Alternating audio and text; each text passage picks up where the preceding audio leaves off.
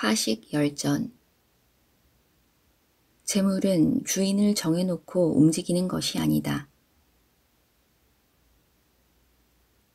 근원이 커야 백성이 부유해진다. 노자는 가장 이상적인 정치는 이웃나라가 서로 바라다 보일 만큼 가까워서 닭 우는 소리와 개 짖는 소리가 마주 들린다 하여도 백성들이 각기 제 나라의 음식을 맛있다 하고 제 나라의 의복을 아름답다 하며 자기 고장의 풍속을 편히 여기고 자기들의 일에 만족하여 늙어 죽을 때까지 다른 나라에 서로 내왕하지 않는 것이다 라고 했다.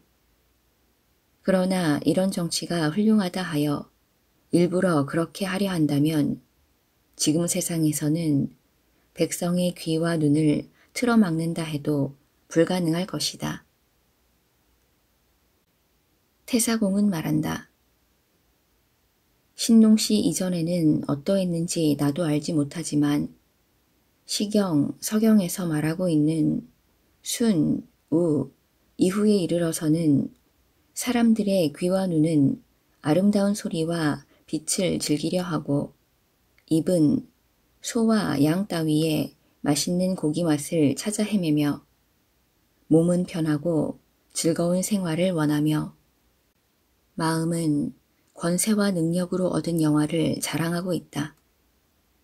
이러한 풍속에 백성들의 삶이 젖어든 지 오래이기 때문에 아무리 노자의 훌륭한 가르침을 들려준다 하여도 백성들을 쉽게 바꾸지는 못할 것이다. 그러므로 가장 훌륭한 정치가는 백성을 마음으로 다스리고 그 다음으로는 이익을 통하여 백성을 이끌며 그 다음은 백성들을 가르쳐 깨우쳐 주는 것이며 그 아래 방법은 강제로 백성들을 규제하는 것이다. 가장 못난 정치는 백성들과 다투는 것이다. 대체로 산서지방에는 목재, 대나무, 당나무, 산모시, 속꼬리, 털, 옥돌 등이 풍부하고 산동에는 생선, 소금, 옷, 명주실, 가희, 미녀가 많다. 강남에는 매화나무, 가래나무, 생강, 계피, 금, 주석, 아연, 단사, 물소불, 국압 등이 풍부하며 용문 북쪽에는 말, 소, 양, 동물 심줄, 뿔 등이 많다. 구리와 철이 나는 산은 천리 사방의 땅 여기저기에 마치 바둑돌을 놓은 것처럼 흩어져 있다.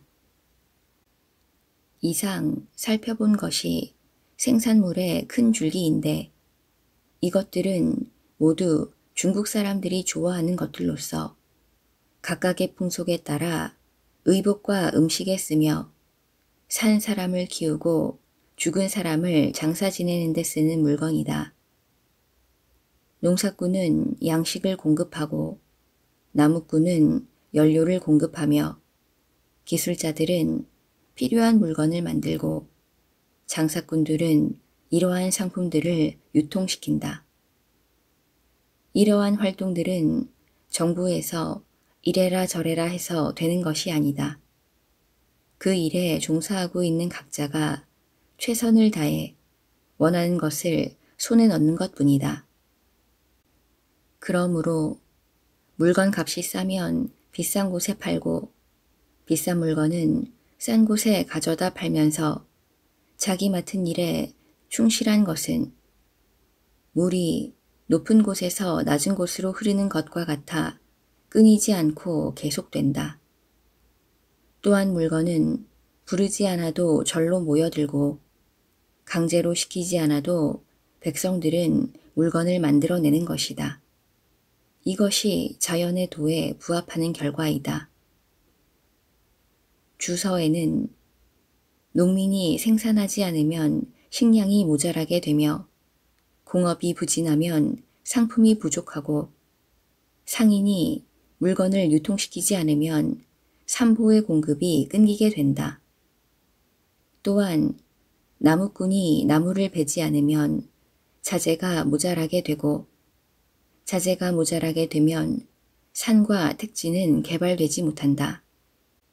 이 네 가지야말로 생활의 근원이 된다고 했다.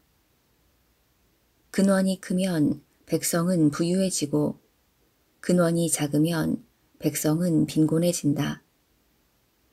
위로는 나라를 부강하게 하고 아래로는 가정을 부유하게 만드는 것이다.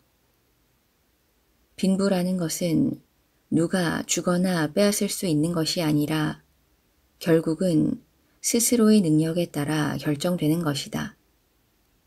재주가 있는 사람은 부유해지고 모자라는 사람은 가난할 수밖에 없다. 태공망이 영구에 부임하여 보니 땅에는 소금기가 많고 습했으며 그 주민은 적었다. 태공망은 길쌈을 장려하는 한편 생선과 소금을 주 상품으로 팔았다.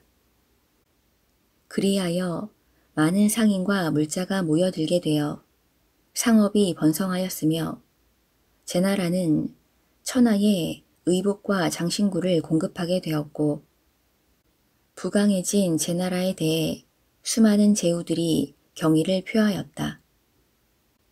제나라는 이후 한때 쇠약해졌으나 관중이 나라의 정치를 맡으면서 경중, 구부를 설치하여 경제를 부흥시키자 환공은 패자가 되고 제후들을 9번 회맹시켜 천하를 바로잡았다.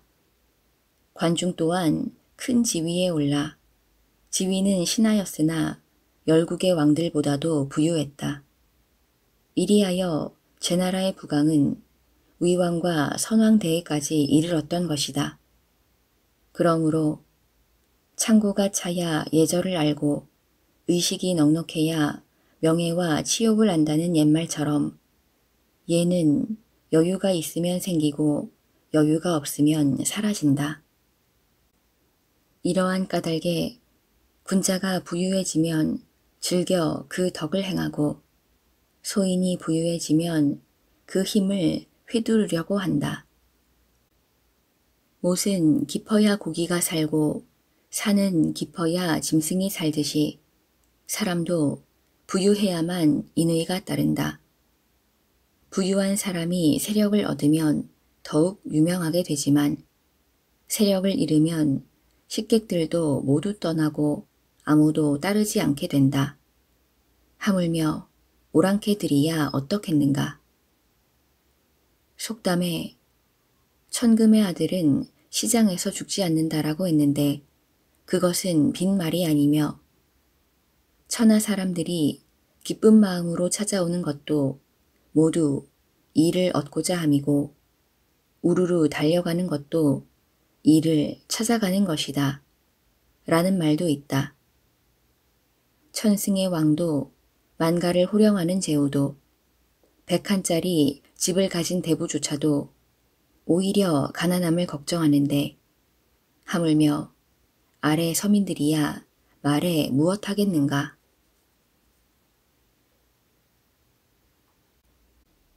부자가 되어 즐겨 덕을 행한다. 옛날 월왕 부처는 회계산 위에서 치욕을 당하자 범여와 계연을 중용했다. 그때 계연은 월왕에게 이렇게 말했다. 전쟁이 일어날 것을 알면 미리 군비를 정돈해야 하며 어느 때 무슨 물자가 필요한 것인가를 알면 앞서서 준비할 수가 있습니다. 이 두 가지를 잘 알면 전쟁에 필요한 모든 물자의 상황을 미리 파악할 수 있습니다. 목성이 서쪽에 있는 해에는 풍년이 들고 북쪽에 있는 해에는 수해가 납니다. 또한 동쪽에 있으면 대기근이 오고 남쪽에 있으면 가뭄이 듭니다.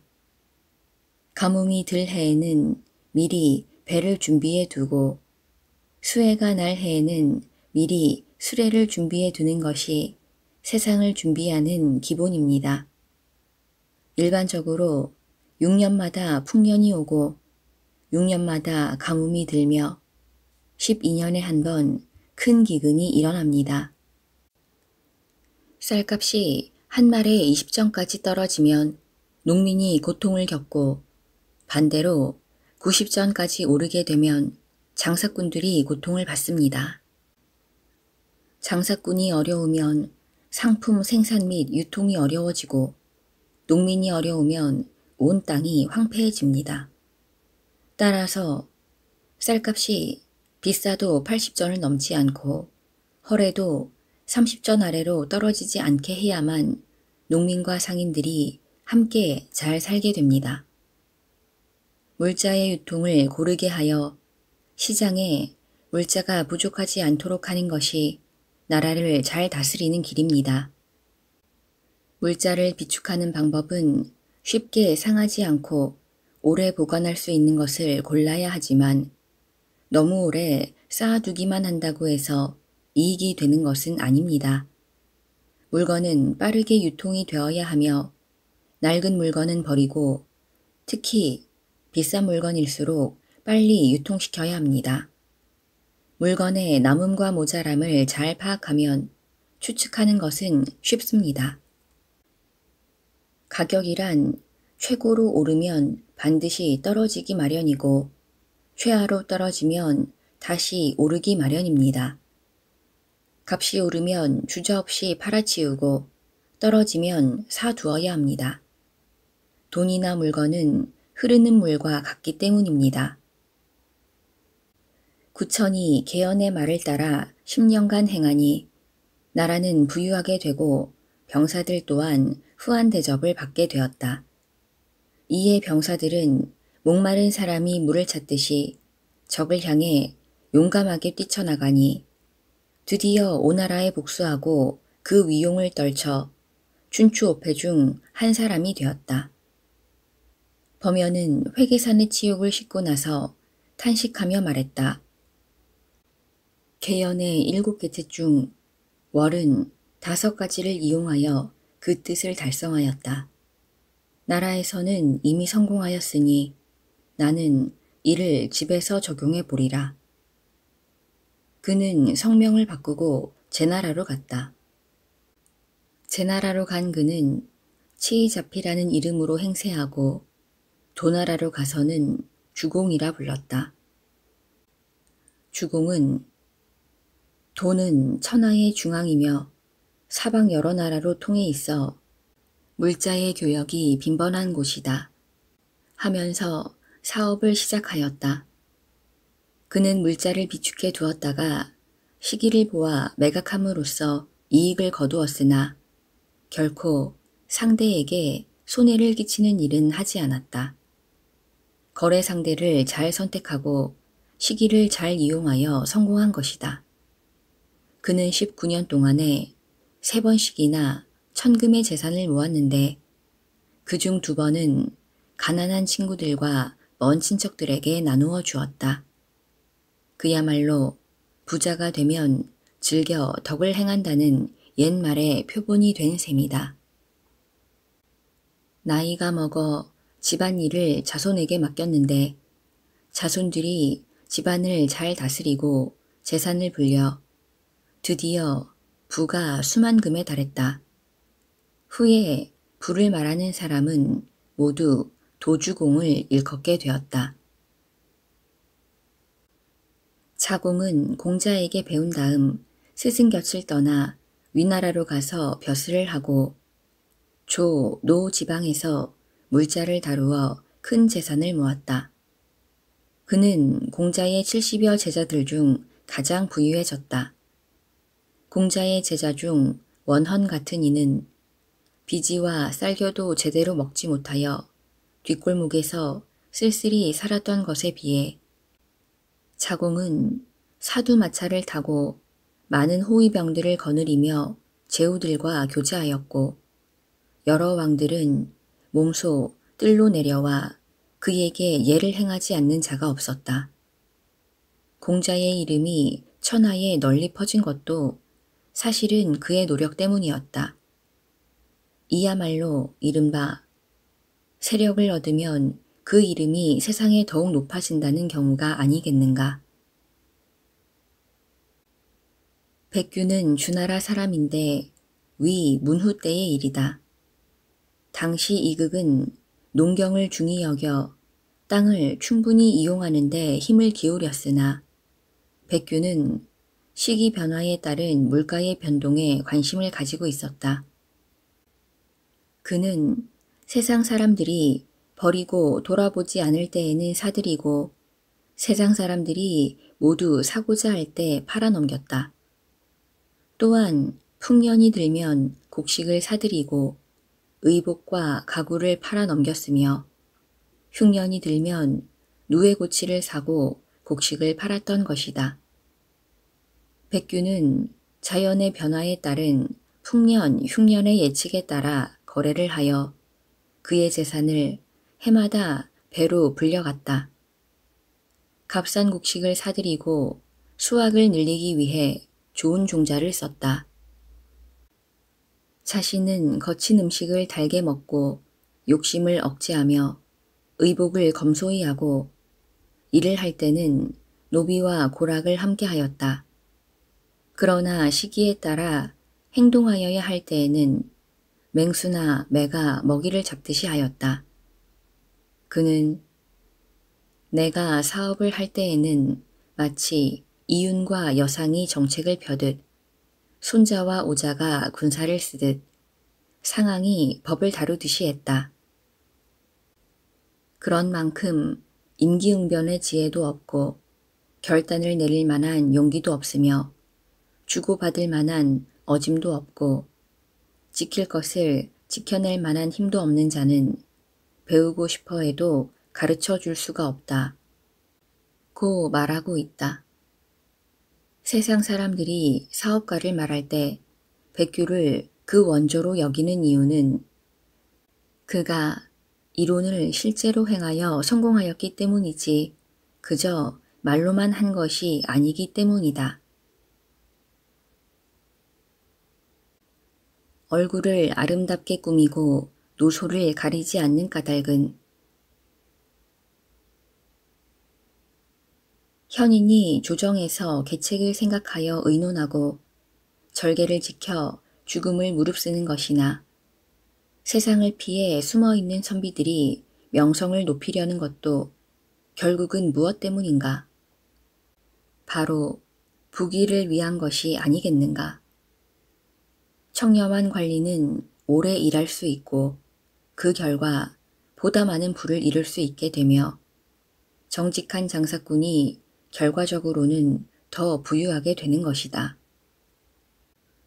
부는 사람의 본성인지라 누가 가르치지 않아도 열심히 추구하기 마련이다. 장수가 전투에서 누구보다 앞서서 용맹을 발휘하는 것도 그 목적은 큰 상을 받는 데 있다. 또 젊은 깡패들이 강도질을 일삼고 사람을 쳐 죽이며 악행을 일삼는 것이나 도굴, 화폐 위조, 강도, 인질극, 그리고 불법적인 모든 행동들도 그 근본은 모두 재물을 얻기 위해 하는 짓이다. 그뿐이 아니다. 저 정나라나 조나라의 미녀들이 얼굴을 아름답게 꾸미고 소리 고운 검은고를 켜면서 천리를 멀다 않고 나아가 노소를 가리지 않고 손님을 찾는 것도 돈 때문이다. 시간 많은 귀공자들이 멋있게 꾸미고 의시되며 돌아다니는 것도 부귀를 과시하기 위한 것이며 고기를 잡기 위해 새벽 일찍 나아가 밤 늦게 돌아오며 서리도 눈도 아랑곳하지 않고 깊은 골짜기를 뛰어다니며 맹수의 위험도 피하지 않는 것 또한 먹고 싶은 고기를 구하기 위함이다. 도박, 경마, 투계 등으로 얼굴빛을 붉히면서도 싸워 이기려고 하는 것은 돈을 따기 위해서이다. 의술이나 그 밖에 여러 기술을 가진 사람들이 열심히 그 기술을 배우고 익히는 것도 그로부터 큰 재산을 벌기 위함이며 관리들이 문서 위조나 사칭 등 갖가지 위법을 저지르다가 형벌을 받는 것도 결국은 물질의 유혹을 뿌리치지 못해서이다. 농부나 기술자, 상인들이 저축을 하고 이자놀이에 열심인 것도 부를 구하고 재산을 늘리려는 것이다. 돈을 버는 일이라면 지혜와 능력을 다하는 것이 일반적이며 적당히 하여 남에게 재물을 넘겨주는 일 따위는 전혀 생각지도 않는다. 입으로만 인의를 운운함은 속담에서는 다음과 같이 이른다. 백리 밖에 나가 땔감을 팔지 마라. 천리 먼 곳에 나가 곡식을 팔지 마라. 1년을 살려거든 곡식을 심어라. 10년을 살려거든 나무를 심어라. 100년을 살려거든 덕을 심어라. 집은 가난한데 어버이는 늙고 처자식은 어리고 철 따라 조상의 제사도 지낼 형편이 못되며 의식조차 스스로 해결해내지 못하면서도 이를 부끄럽게 여기지 않는 사람은 구제할 수 없는 인간이다. 그래서 무일푼인 사람은 품을 팔고 약간의 재물이라도 있는 사람은 머리를 짜내어 어떻게 해서라도 더 벌려고 하고 이미 많은 재산을 가진 사람들은 큰 기회를 엿보는 것이다. 이것이 재산 증식의 기본이다. 재산을 증식하는 데 있어 위험한 방법을 피하고 안전한 길을 택하려 하는 것은 현명한 사람들의 기본적인 생각이다. 이런 관점에서는 농업을 통하여 재산을 모으는 것이 가장 좋은 방법이고 상업이나 공업에 의한 방법이 그 다음이요. 불법적인 방법을 사용하는 것이 가장 나쁜 방법이다. 또한 세상을 등지고 산속에 묻혀 사는 청빈한 선비나 기인도 아니면서 줄곧 가난과 처남을 벗어나지 못하는 사람들이 입으로만 인의를 운운함도 부끄럽기 짝이 없는 일이라 할 것이다. 대개 서민들은 상대방의 재산이 자기보다 10배가 넘으면 그를 무시하고 헐뜯으며 100배가 넘으면 그를 두려워하고 1000배가 넘으면 그의 심부름을 달게 하고 10,000배가 넘으면 그의 하인이 되고 마는데 이것이 세상의 이치이다. 대체로 가난한 사람들이 부를 얻는 방법으로는 농업이 공업만 못하고 공업은 상업만 못하다. 열심히 뜨개질을 하느니 시장에 나가 장사를 하는 것이 낫다는 말을 가난한 사람들은 깊이 새겨야 할 것이다. 교통이 편리한 대도시에서는 1000독의 술, 1000병의 식초며 간장, 1000장의 소나 양 또는 돼지의 털가죽, 1000섬의 쌀, 1000수레의 땔감이나 목재, 1만 그루의 대나무, 100대의 승용차, 1000대의 우마차, 1000개의 칠기그릇, 1000벌의 구리그릇, 1000섬의 치자나 꼭두선이, 1000필의 무늬 있는 비단, 1000말의 옷, 1000장의 여우와 담비 가죽옷, 1000종의 과일과 야채 등의 물건을 팔면 어느 것이든 1년 동안에 20만 전의 이익을 얻을 수 있다. 또는 현금 1000관을 중개인에게 빌려주고 이할의 이자를 받을 수도 있다. 이보다 이자율을 높게 하면 자금 회전이 늦어져 3번을 돌릴 수 있고 이자가 낮으면 5번을 돌릴 수 있다.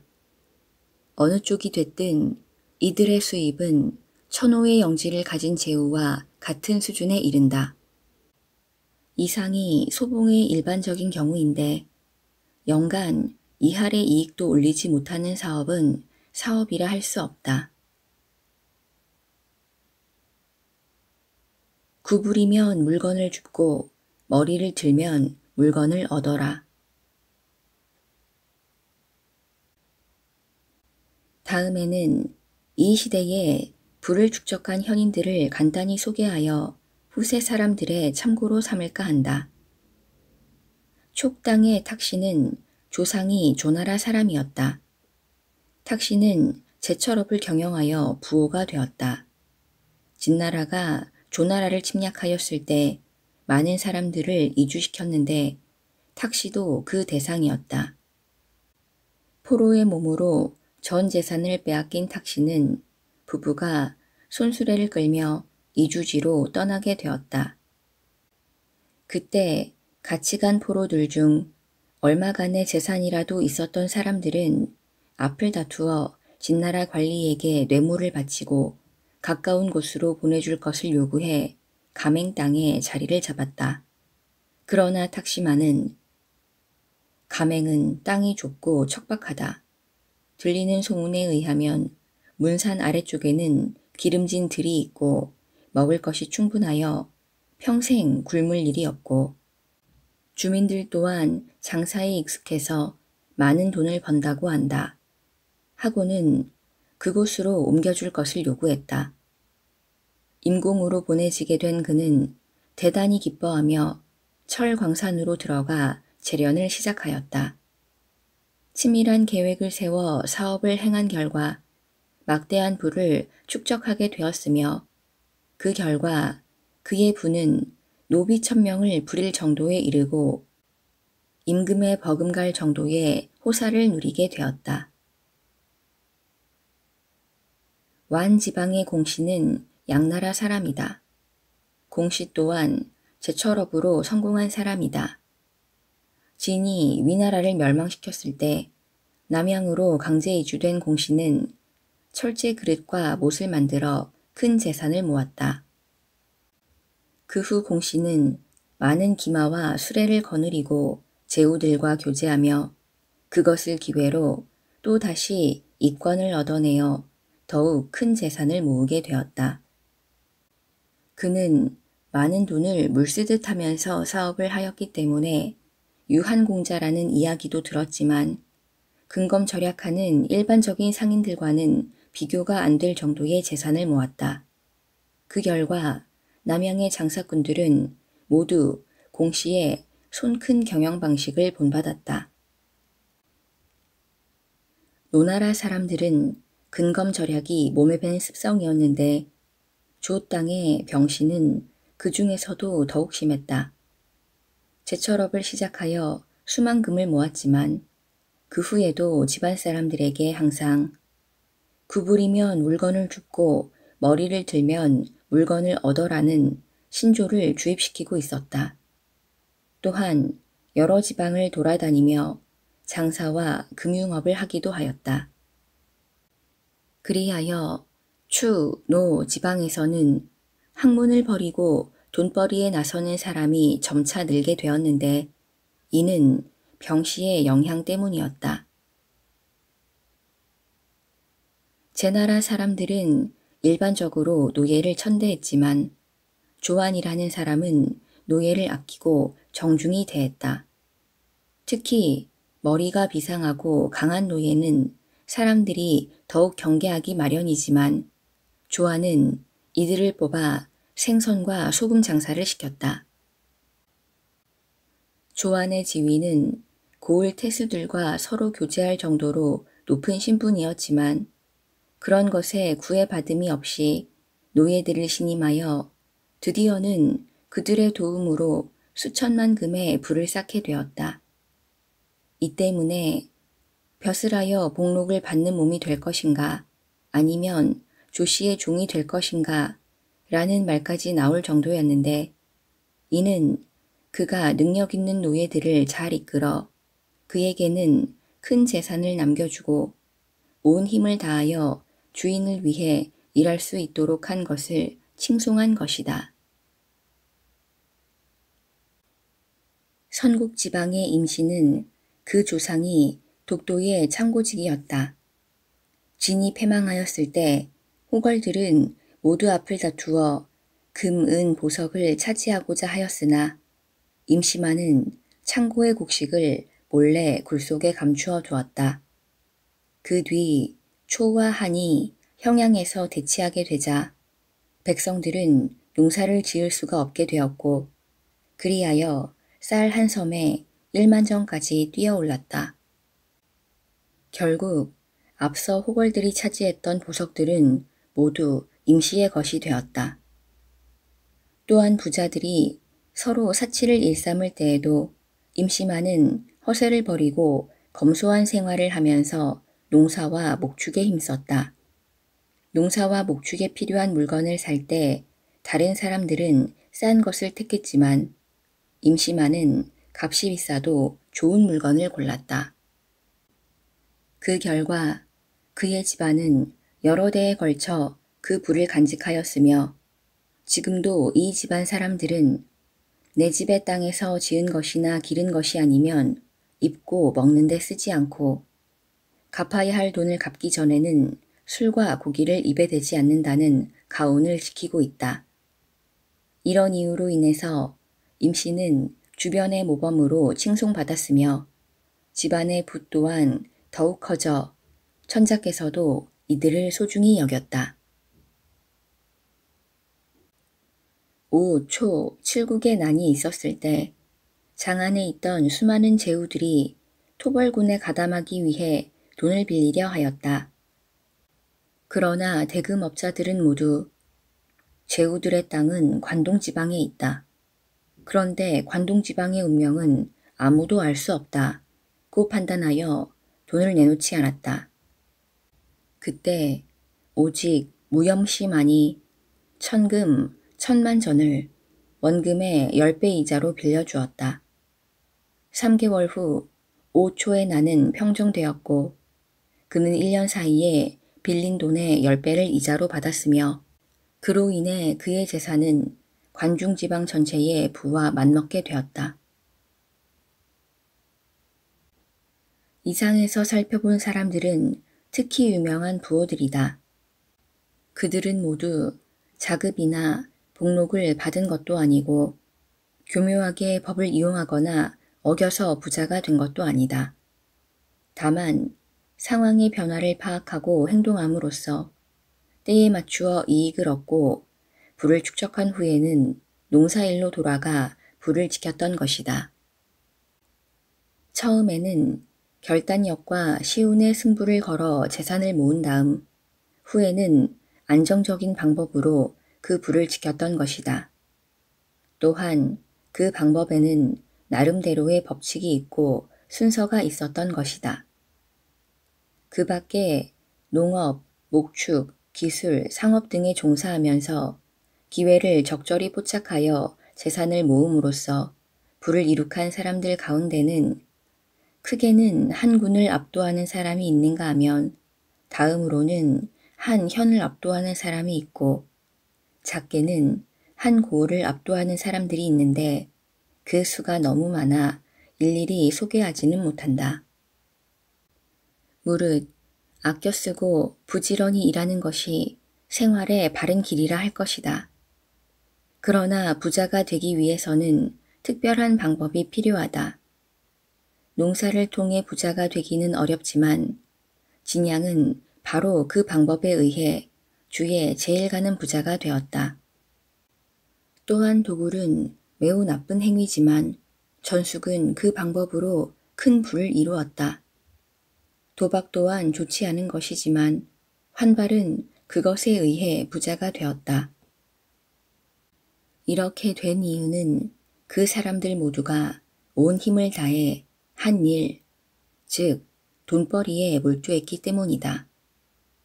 이로 미루어 볼 때 부자가 되는 데는 고정된 일이 없으며 재물 또한 주인을 정해놓고 움직이는 것이 아니다. 능력이 있는 사람에게는 재물이 모이고 못난 사람에게는 순식간에 흩어져 사라지고 만다. 천금을 소유한 가문은 한 도시를 지배하는 제후에 필적하고 수만의 부를 소유한 사람은 왕자와 즐거움을 같이 한다. 그들이야말로 진정 큰 재산을 가진 사람들이 아니겠는가.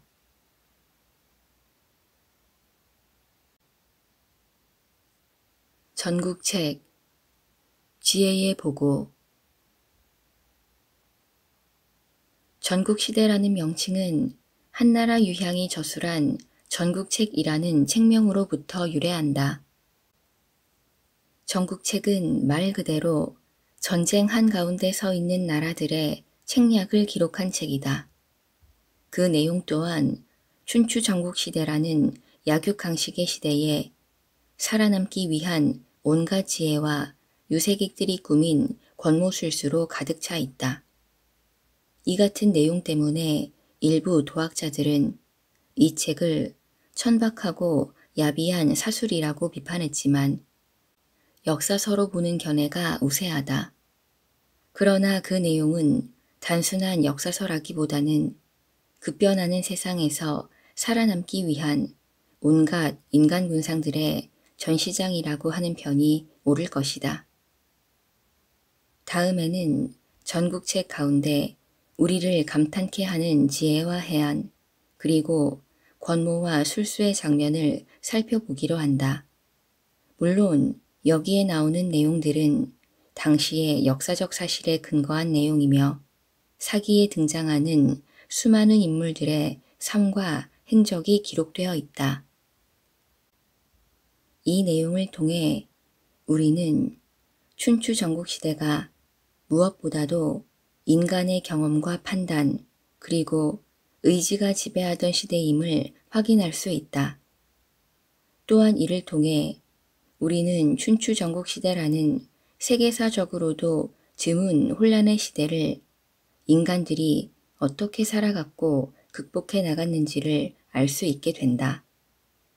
이 글을 읽는 독자 여러분은 전국책이 단순한 과거 이야기가 아니라 인간의 경험이 응축된 지혜이며 지금 이 시대를 살아가는 우리에게도 변치 않는 삶의 나침반이 된다는 사실을 깨달을 수 있을 것이다.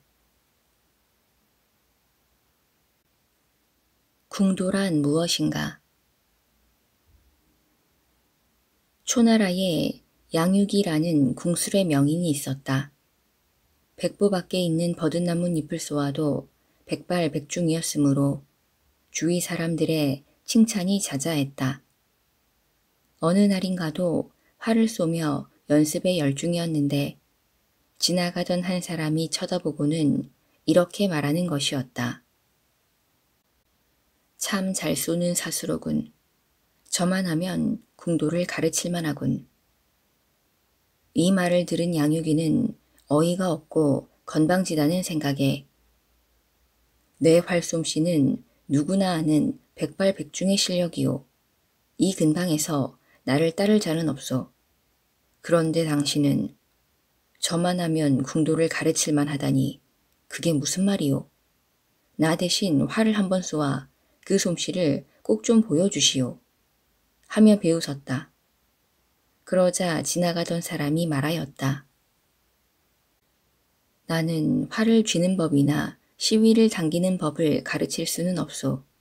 그리고 저 버들잎을 맞출 수도 없소. 양육이는 껄껄 웃으며 이렇게 말하고 뒤돌아섰다. 더 이상 말할 필요도 없다는 뜻이었다. 여보시오. 시간 낭비하지 말고 그만 가보시구려. 그러나 지나가던 사람은 꼼짝도 하지 않고 서서 양육이의 뒤통수에 대고 이렇게 말하였다. 버들잎을 쏘아 100개를 다 맞추는 솜씨를 가진 사람이라도 적당한 때 그만두지 않으면 마침내는 그 힘이 모자라 활이 기울거나 살이 관역을 빗나가는 법이요. 한 번이라도 실수하면 완전 무결했던 지금까지의 명성이 수포로 돌아가게 돼요. 바로 이것이 궁도요. 쏘아야 할 때를 가려 쏠 만큼만 쏘는 것. 그리고 꼭 필요한 화살은 언제 어디서건 단 한 대뿐이라는 사실을 명심하오. 양육이는 떠나가는 과객의 뒷모습을 멍하니 바라볼 뿐이었다. 선물은 누구에게 주어야 하는가?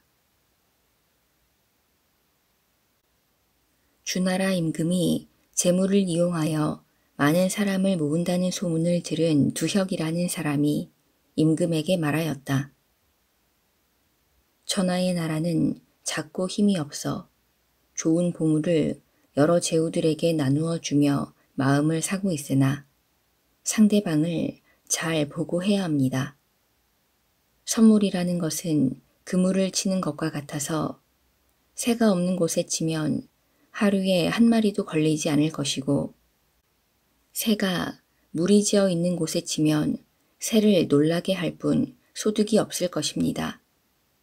새가 있는 곳과 없는 곳의 경계에 쳐야만 새를 많이 잡을 수 있습니다. 만일 전하께서 너무 훌륭한 인물에게 선물을 주시면 그 사람은 전하를 경멸하게 될 뿐이고 대수롭지 않은 사람에게 주시면 그들은 기대하신 것만큼 도움이 되지 못하여 재물만 허비하게 될 것입니다.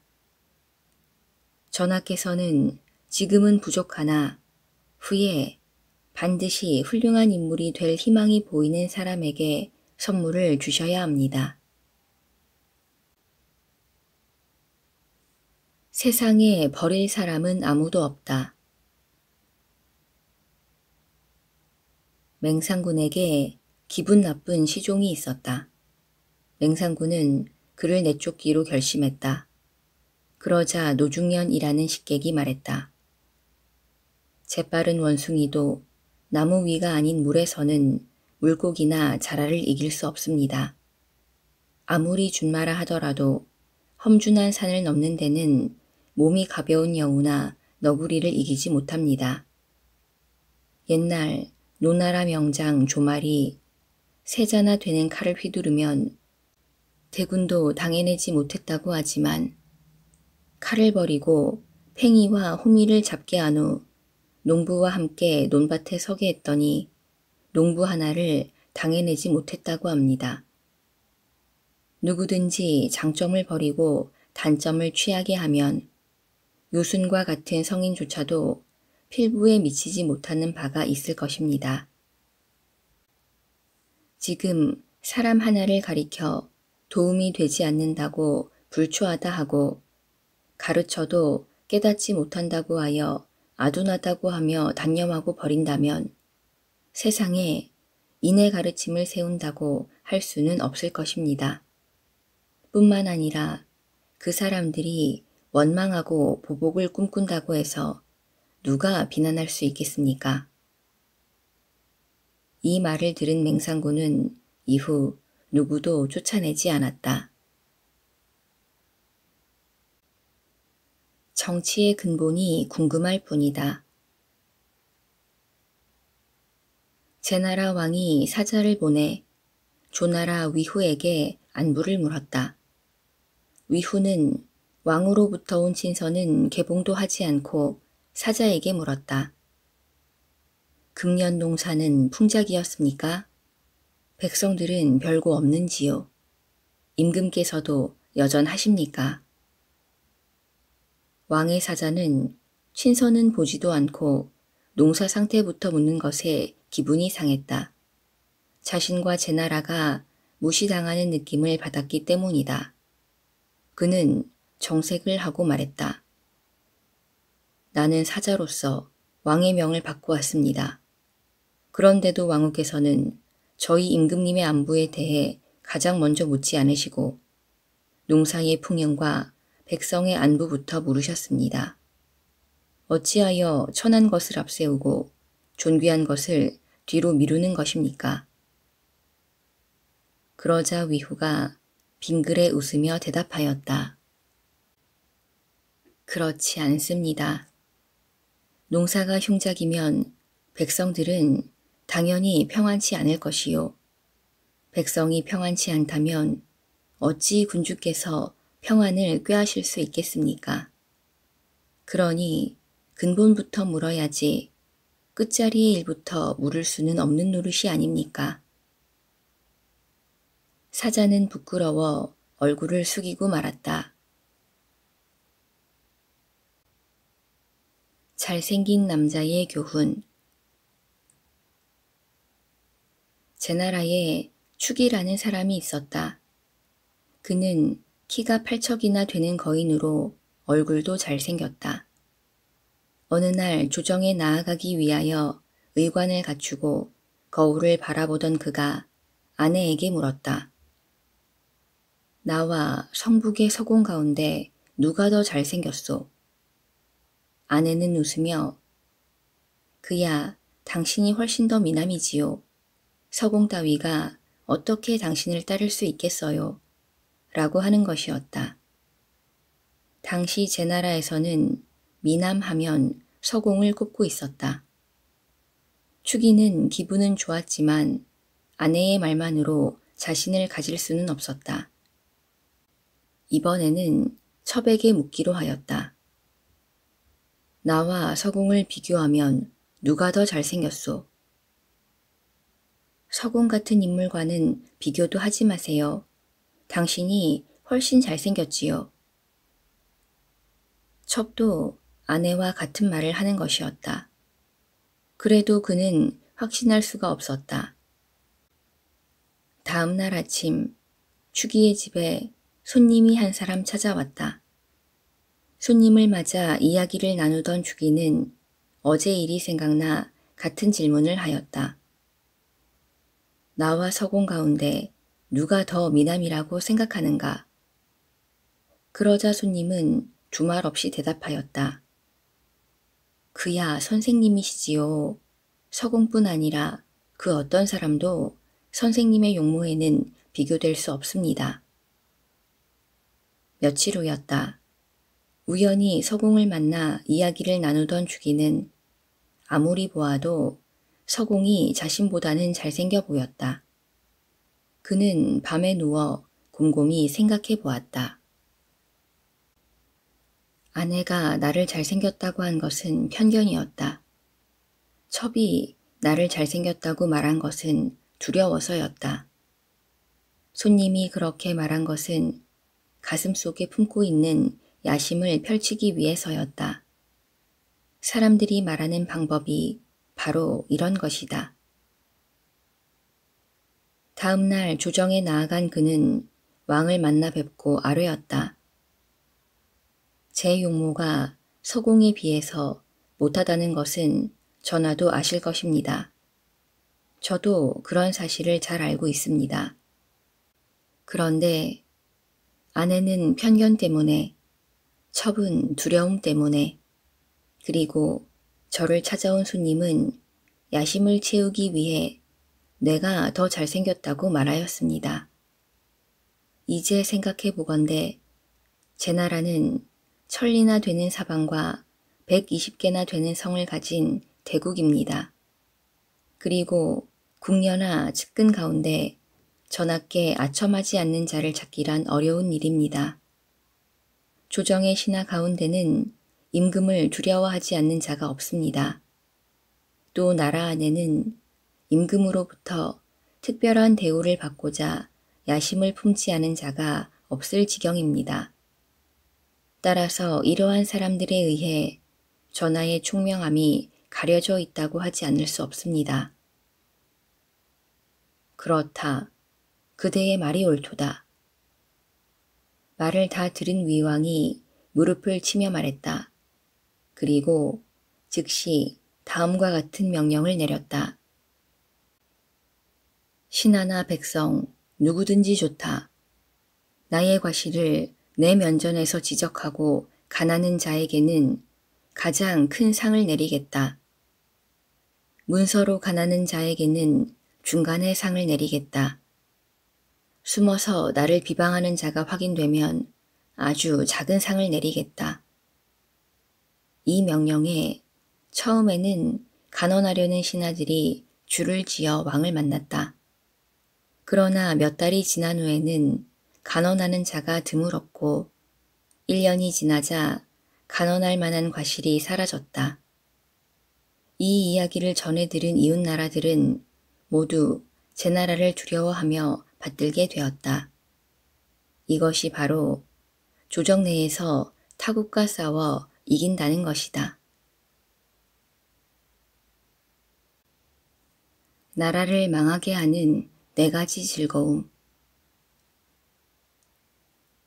양나라 왕이 제후들을 궁으로 불러 주연을 베풀었다. 주연이 무르익어 가자 왕은 노군을 불러 술잔을 올리도록 하였다. 노군은 술잔을 올리는 대신 아랫자리로 내려가 무릎을 꿇고 이렇게 말하였다. 옛날 우 임금의 부인이 의적에게 술을 빚게 하였습니다. 그 맛이 일품인지라 임금에게 올렸습니다.